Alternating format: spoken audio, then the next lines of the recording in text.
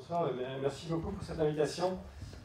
Je vais vous présenter en peu de temps l'essentiel du scénario énergétique négawatt dans sa dernière version et de l'évaluation que j'en ai faite de son impact potentiel sur l'emploi. Je vais vous présenter d'abord la démarche de négawatt. Donc les négawatts, pour ceux qui ne connaissent pas, ce sont les watts dont on n'a pas besoin.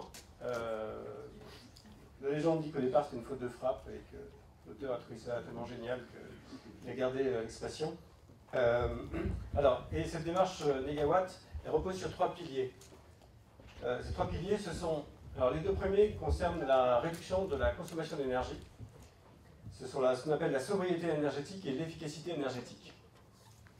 La sobriété énergétique, alors en tant qu'économiste, je considère que ça consiste à réduire la quantité de services énergétiques qu'on va consommer. Un service énergétique, pour prendre mon exemple, concernant le déplacement, c'est un certain nombre de passagers kilomètres. L'efficacité énergétique, ensuite, ça consiste à utiliser moins d'énergie pour remplir un même service énergétique. Faire ce même niveau de déplacement avec moins d'énergie. Et puis le troisième pilier, une fois que là qui concerne la fourniture d'énergie et non pas sa consommation, c'est le recours aux énergies renouvelables. Alors, la sobriété énergétique, j'insiste un peu dessus parce que c'est le moins connu. Qu'est-ce que c'est? On peut dire que c'est le contraire de l'ébriété énergétique. C'est quoi, pour prendre un exemple là, typique d'ébriété énergétique, ça se passe aux États-Unis évidemment. C'est un centre de remise en forme, et pour y accéder, on prend des escaliers mécaniques. Alors, pour détailler un peu, la sobriété, on peut un peu la diviser en 3. Ce qu'on peut appeler la sobriété dimensionnelle, ça consiste à avoir la juste taille en termes de surface chauffée par habitant, par exemple. La deuxième dimension qui va arriver, c'est ce qu'on appelle la sobriété d'usage. Donc, c'est sur le niveau et la durée d'utilisation des équipements qu'on a, des appareils qu'on a. Ça consiste par exemple à arrêter les appareils inutiles. On pense à chez soi, mais c'est peut-être plus important dans tout ce qui est secteur tertiaire, avec des ordinateurs qui restent allumés toute la nuit, le week-end, etc. On peut penser par exemple à réduire la vitesse des voitures et des camions sur l'autoroute. Et la troisième dimension de la sobriété, c'est tout ce qu'on met sous l'étiquette sobriété coopérative, et c'est tout ce qui est organisation de la société, par exemple sur le type d'habitat ou les transports en commun. C'est important de le souligner parce que souvent, sobriété, on pense geste individuel, mais ce n'est pas que individuel, c'est aussi dans l'organisation collective. Je passe au deuxième pilier, l'efficacité. Donc là aussi, on peut distinguer on peut subdiviser un peu. Alors, au niveau de la construction, l'efficacité, ça consiste à réduire la quantité d'énergie grise, c'est-à-dire celle nécessaire à la fabrication des équipements et en particulier des bâtiments. Par exemple, avoir un recours à la construction en bois qui peut réduire en particulier les émissions de CO2, si c'est bien fait.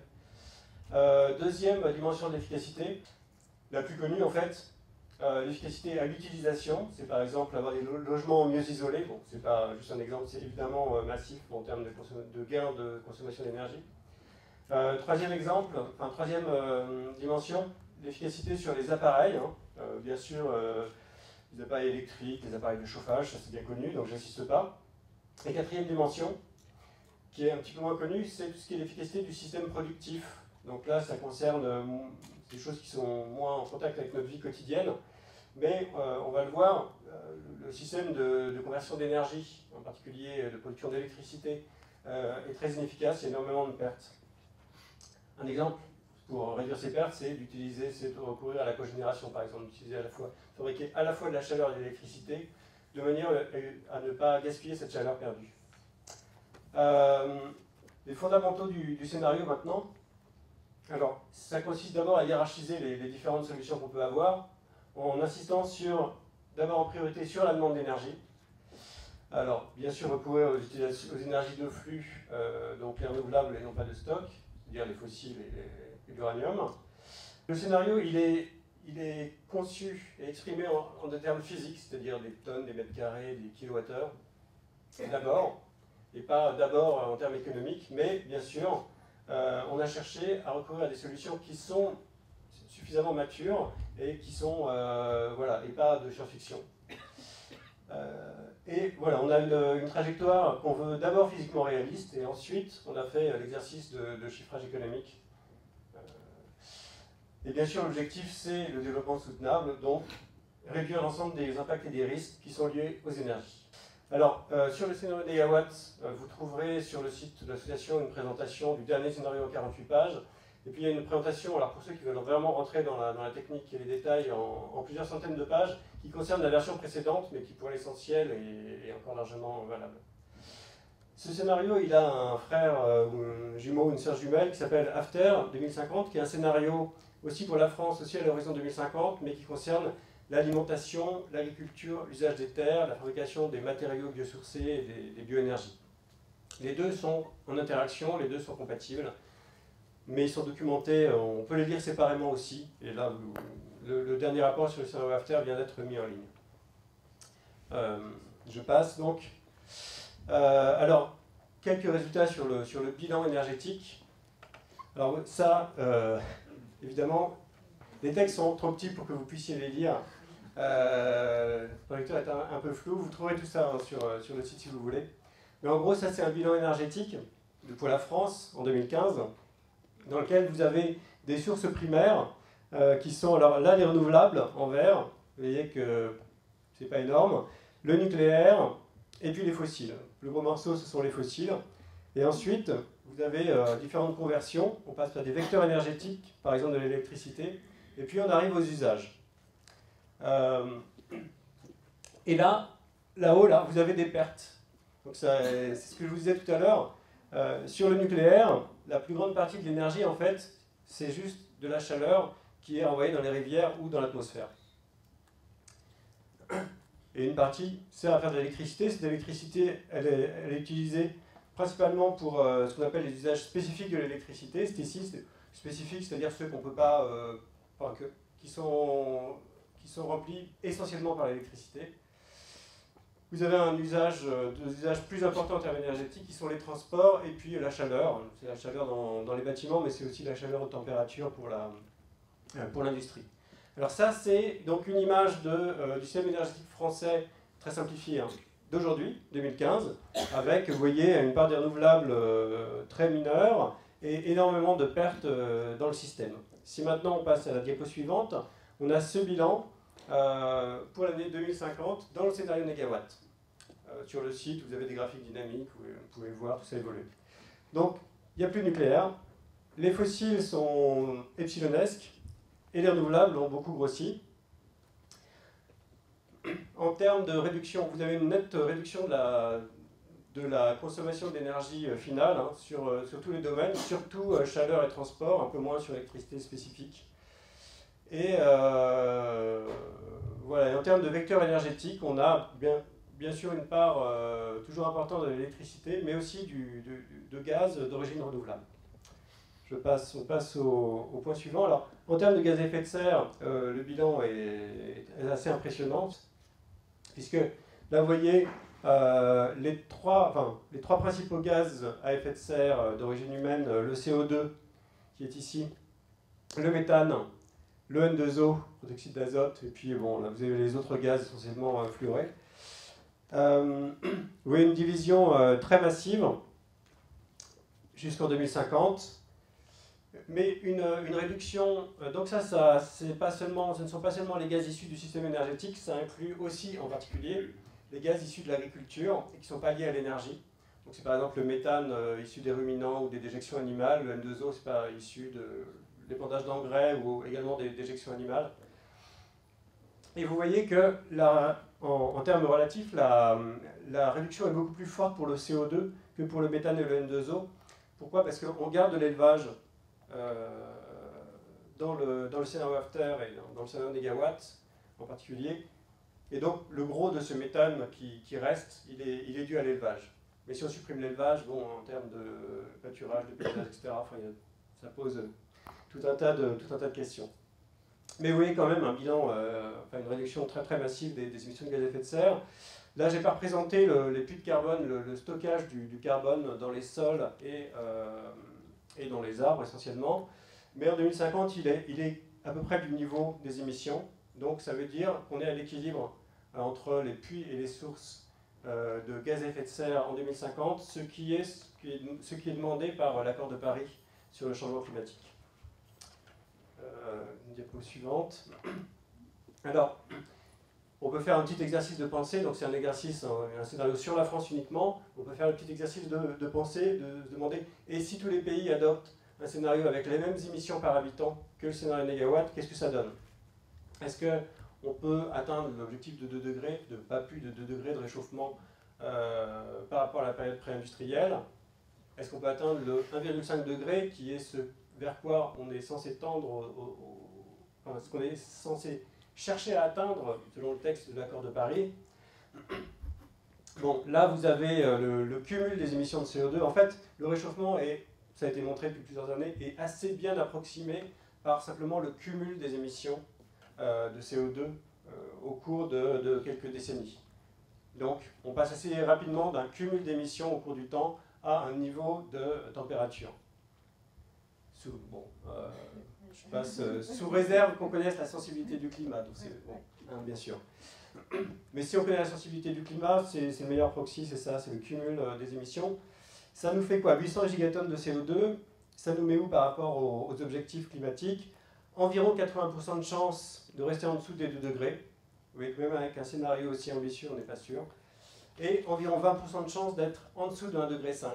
Donc ça nous montre l'ambition de cet objectif 1,5 degré. Diapo suivante, les impacts économiques. Donc là, c'est cet exercice auquel je me suis livré consiste à passer de ce scénario négawatt en termes physiques à une estimation en termes économiques, donc une estimation en termes de coûts et d'emploi, d'effet sur l'emploi. Donc les chiffres que je vais vous montrer, que vous trouvez de manière plus détaillée sur le site, ce ne sont pas des évolutions de l'emploi par rapport à aujourd'hui, mais une comparaison entre le scénario négawatt et le scénario tendanciel, qui est basé sur la continuation des politiques actuelles. Alors comment j'ai fait? J'ai découpé le scénario négawatt et le scénario tendanciel en petits morceaux, en activités, et pour chaque activité, j'ai évalué les dépenses dans le scénario négawatt et dans le scénario tendanciel.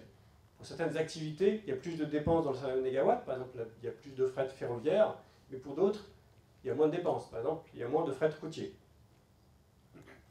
Donc, la première phase, c'est cette évaluation des dépenses, et ensuite, j'ai calculé les emplois détruits, les emplois créés, pour chacune de ces sources de dépenses. En fait, selon qu'on dépense 1 million d'euros dans telle ou telle activité, on ne crée pas le même nombre d'emplois en France. En particulier parce que si vous allez dans une station-service, sur le hors-taxe, l'essentiel de ce que vous allez payer, ça va rémunérer des achats de pétrole brut qui ne vont pas créer d'emplois en France. Si vous isolez votre maison, par contre, l'essentiel va rémunérer du travail et ça va créer davantage d'emplois en France. Voilà, et dernier point, une fois qu'on a découpé ces scénarios en petits morceaux, en différentes activités, il n'y a aucune raison pour que les deux scénarios présentent le même coût, sauf par hasard. Mais si il va bien falloir que quelqu'un paye pour ce surcoût, pour le scénario le plus coûteux. Et ce quelqu'un, comment il va réagir? Il va réduire ses dépenses ailleurs dans l'économie. Donc, ça va détruire les emplois ailleurs dans l'économie. C'est ce que j'appelle l'effet induit. Et on va le voir sur les résultats. Alors, les activités prises en compte, beaucoup de renouvelables, rénovation du bâtiment, bon, je passe à la diapo suivante. Voilà. Alors, quel résultat on obtient? On obtient un effet net positif sur l'emploi. Donc ici, vous avez les résultats donc, entre 2020 et 2050. Donc là encore, c'est une comparaison entre le scénario négawatt et le scénario tendanciel. Ce sont des emplois en équivalent temps plein, ça sert un peu bizarrement ici, mais bon. Donc dans le bâtiment en rouge, vous voyez qu'on monte progressivement en puissance parce que le scénario est assez progressif. On considère qu'il y a un temps de formation des professionnels qui fait qu'on ne peut pas être tout de suite au maximum de l'activité de rénovation. Mais sur la période 2030-2050, on a environ 300 000 emplois en plus dans le scénario négawatt par rapport au tendanciel. Dans les renouvelables, c'est du même ordre, c'est la courbe en bleu ici. Bon, je passe sur les autres activités qui sont moins importantes, les diapos suivantes. Il y a aussi des pertes d'emploi. Dans les transports, on gagne bien sûr sur le transport en commun, le vélo, des choses comme ça, mais en agrégé, on perd quand même. Et essentiellement à cause de la sobriété, on a quand même moins de transport. Et puis dans les énergies non renouvelables, là aussi il y a des gains sur, par exemple, le démantèlement des centrales ou le nucléaire, ou sur les réseaux, mais quand même, en agrégé, il y a une perte d'emploi. Diapo suivante.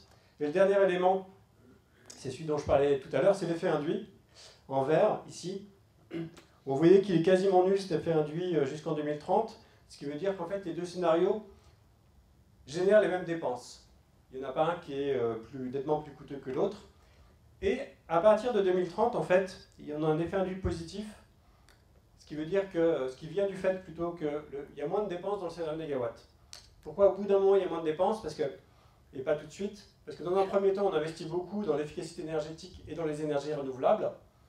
Et puis, une fois qu'on a beaucoup investi, ça permet de réduire nettement les dépenses en énergie fossile en particulier, et les importations d'énergie fossile, d'où moins de dépenses voilà, à partir des années 2030. Comme le scénario négawatt génère moins de dépenses, les ménages ont un pouvoir d'achat supplémentaire à leur disposition, ils consomment davantage, ça crée des emplois et c'est ça l'effet induit. C'est positif mais qui est un élément minoritaire de l'effet global qu'on va voir tout de suite. L'effet global, enfin l'effet total il est là, c'est la courbe en noir. Vous voyez qu'à l'horizon 2050 on est à plus 600 000 emplois, un peu plus. Et en 2030 on est dans les 500 000 emplois en plus. Si on prend la diapo suivante, alors pourquoi on a ce résultat positif? C'est simplement parce que dans la plupart des cas, les branches qui se développent en cas de mise en œuvre du scénario négawatt, ce sont les branches en vert ici. Enfin là j'en ai qu'une sélection, parce que je travaille avec 732 branches, donc sinon vous ne verriez rien, comme tout à l'heure. Ces branches qui se développent présentent un contenu en emploi plus important que les branches qui régressent, qui sont représentées ici en rouge. Vous prenez par exemple l'isolation des... Alors là, on ne voit pas toutes les légendes, mais bon. Transport urbain de voyageurs, 1 million d'euros dépensés, ça crée à peu près un peu plus de 16 emplois équivalents temps plein. Vous prenez l'industrie automobile, ça n'en génère que 5. Alors, c'est pas toujours vrai ce que je viens de dire. Comme on le voit ici, vous avez certaines activités qui devraient être amenées à régresser, qui présentent un contenu en emploi important, comme le fret routier.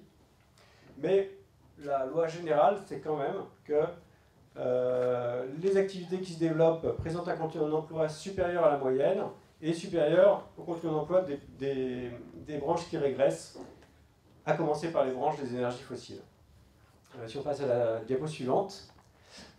Bon, ça c'est un travail qui est encore en cours et il reste pas mal de points à développer. Bon, différentes analyses de sensibilité, ce que j'avais fait pour l'analyse de la version précédente du scénario négawatt, en particulier la sensibilité au prix du pétrole. Il y a toute la question des transitions professionnelles et de la formation, évidemment, qui est un enjeu en cas de mise en œuvre du scénario négawatt, mais qui est aussi un enjeu en cas de mise en œuvre du scénario tendanciel. Si on prend par exemple dans les centrales nucléaires, la pyramide des âges fait que énormément de gens vont partir en retraite dans les années qui viennent. Est-ce qu'on a les gens formés pour renouveler à l'identique le parc nucléaire? C'est pas évident. Donc il ne faut pas se dire, on passe, dans un cas, il n'y a pas de souci de formation et de transition, et dans l'autre, on a un souci énorme. Il y a évidemment la question de la qualité des emplois. Donc là, c'est une question qui est plus facile à traiter si on regarde un secteur en particulier que si on regarde plein de secteurs comme je l'ai fait moi. Mais il y a des manières de quantifier les choses en utilisant les enquêtes, différentes enquêtes sur les conditions de travail en particulier. Il y a la question qui a été soulignée entre autres par Jean Gadret de l'égalité entre hommes et femmes dans les emplois créés et détruits. Bon, qui demanderait à être quantifié ici aussi, parce que bon, d'un côté, dans les secteurs où on crée le plus d'emplois, comme le bâtiment, c'est un secteur d'activité très masculine, mais c'est aussi le cas du fret routier qui régresse, par exemple. Bon. Donc ça fait partie des questions à creuser. Si vous voulez en savoir plus, donc, sur le site du Cyrano Négawatt, vous avez une synthèse de 48 pages avec une présentation aussi de l'étude d'emploi qui est assez brève, et l'étude plus longue, enfin plus longuement détaillée qui concerne la version précédente du scénario. Vous la trouverez sur mon site, vous la trouverez facilement sur Internet. Voilà, merci de votre attention.